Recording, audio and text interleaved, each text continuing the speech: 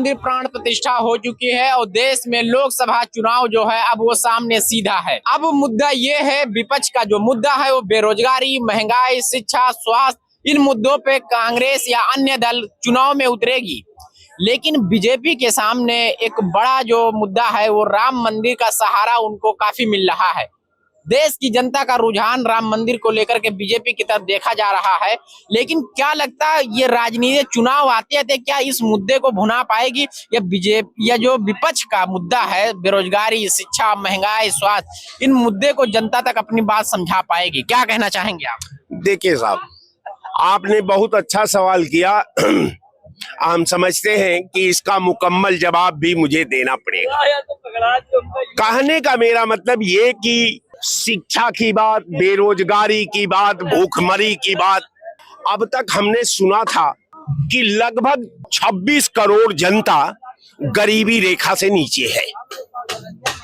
लेकिन जब मोदी जी का जब विकास पेश आया देश के सामने तो 80 करोड़ पर जाकर के खड़ा हो गया कि ये साहब देश में 80 करोड़ लोग हैं और 80 करोड़ को इन्होंने लाइन में खड़ा करके 3 किलो गेहूं और 2 किलो चावल देना शुरू कर दिया।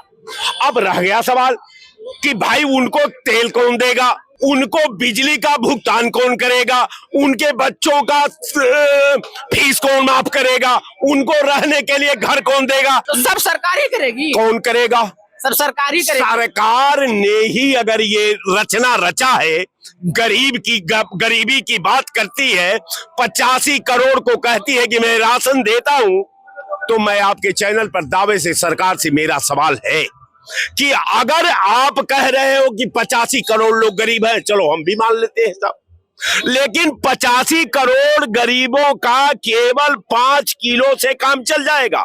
उसको तेल चाहिए कि नहीं चाहिए, उसको घर चाहिए कि नहीं चाहिए, उसके बच्चे को फीस चाहिए कि नहीं चाहिए, उसके दवाई के लिए पैसा चाहिए कि नहीं चाहिए, उसको रख रखाव के लिए व्यवस्था चाहिए कि नहीं चाहिए, ये कौन करेगा साहब? इसका मतलब कि वो 85 करोड़ का जो आंकड़ा है दिखाई दे रहा है वो केवल आपके कागज में है। 85 करोड़ को आप केवल रट लगाए हैं।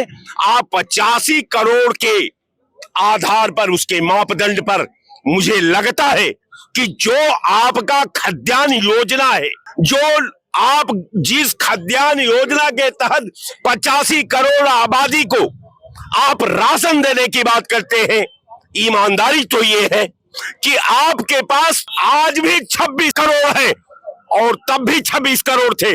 आप 80 करोड़ और 26 करोड़ के बीच जो दूरी है, जो आंकड़ा में अंतर है, जरा उस आंकड़े को मैं आपके चैनल पर सरकार को चैलेंज करता हूं कि जो ये आंकड़ा है, जो 80 करोड़ का आंकड़ा है, जो 26 करोड़ का आंकड़ा है, जो इसके बीच का जो आंकड़ा है, ये लोग कौन है, ये कहां के लोग हैं, इनका पता क्या है?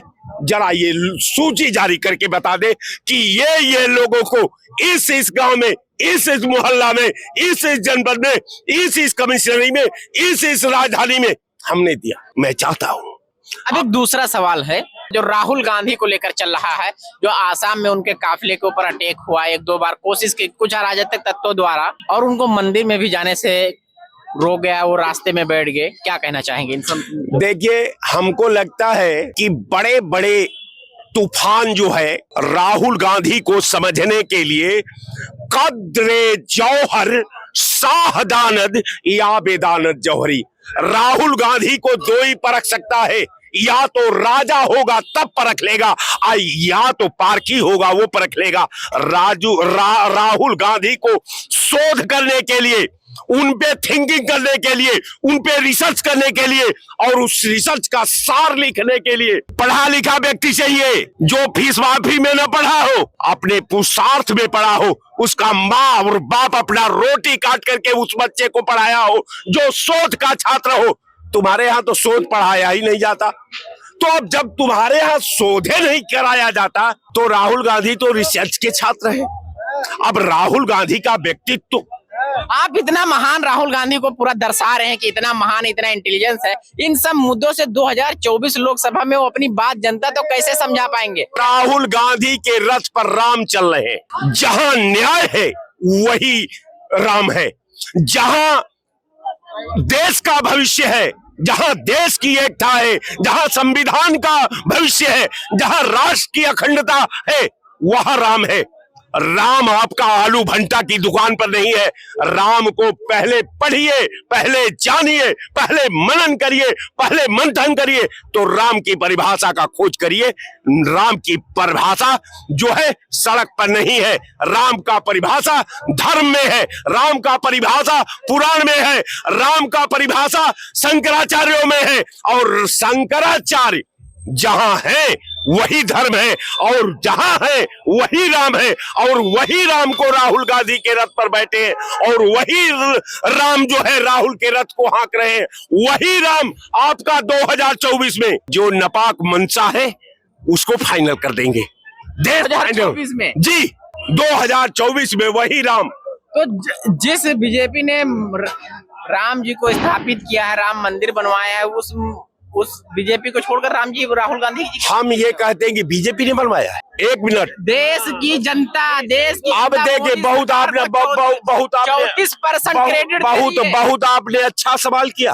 देखिए, उस मंदिर में 49 में मूर्ति पड़ी, इंदिरा गांधी ने उसे कानून का रूप दिया, राजीव गांधी ने उसका ताला खुलवा दिया, नरसिम्हा सरकार ने उसका शिलान्यास करा दिया, सुप्रीम कोर्ट ने आदेश दे दिया, देश की जनता ने मंदिर बनवा दिया। आप कहां से आ गए साहब? अगर ये गलत है तो कोई भारतीय जनता पार्टी का नेता हमसे डिबेट कर सकता है। कोई नेता को मैं कहता हूं भारतीय जनता पार्टी के अंदर कि डिबेट हमसे करके फाइनल कर ले। और रह गया सवाल कि अगर झूठ गाना है तो आप गाते रहो भाई, कौन मना कर रहा है? नरसिम्हा सरकार ने जमीन एक्वायर किया, नरसिम्हा सरकार ने शिलान्यास किया, आपने क्या किया? सुप्रीम कोर्ट ने आदेश दिया, देश की जनता ने पैसा लगाया, देश की जनता ने ये किया, आपकी क्या भूमिका है?